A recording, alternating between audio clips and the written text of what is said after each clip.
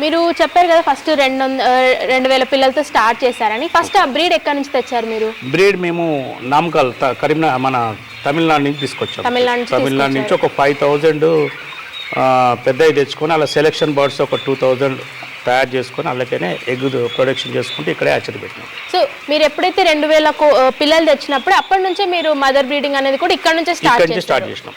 ఎందుకు అంటే బ్రీడ్ ఇక్కడ మన దగ్గర మంచి బ్రీడ్ లేదు. ఏదున్నా బ్రీడ్ విషయానికి వస్తే తమిళనాడును కేరళను మించింది లేదు. బ్రీడ్ అక్కడ బాగుంటుంది. అక్కడి నుంచే తీసుకొచ్చి మనం ఇక్కడ స్టార్ట్ చేయడం జరిగింది.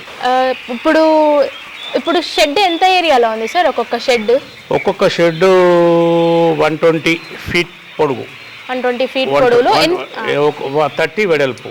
ఇలా మేము రెండు పార్టీషన్గా చేసుకున్నాం. ఇప్పుడు ఒక పార్టీషన్లో వచ్చి 8000, 7000, 7500 అట్లా వస్తాయంటాయి. మేము బ్రూడింగ్ చేసుకుంటూ ఒక్కొక్క దాలో ఒక్కొక్క పార్టీషన్లో జనరల్గా వేసుకుంటాం.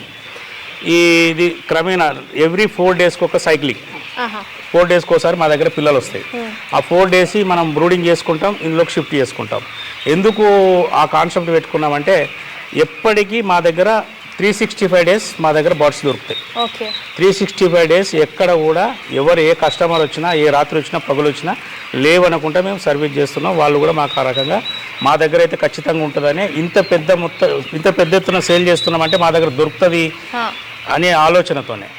మిగతా ఇప్పుడు వాళ్ళు ఎవరు ఏజెంట్లు కానీ, మిగతా ఎవరైనా డాబాలు కానీ, హోటల్స్ కానీ, స్టార్ హోటల్స్ కానీ హైదరాబాద్, మిగతా అందరూ ఇక్కడి నుంచి వచ్చి తీసుకుపోతారు మా దగ్గర.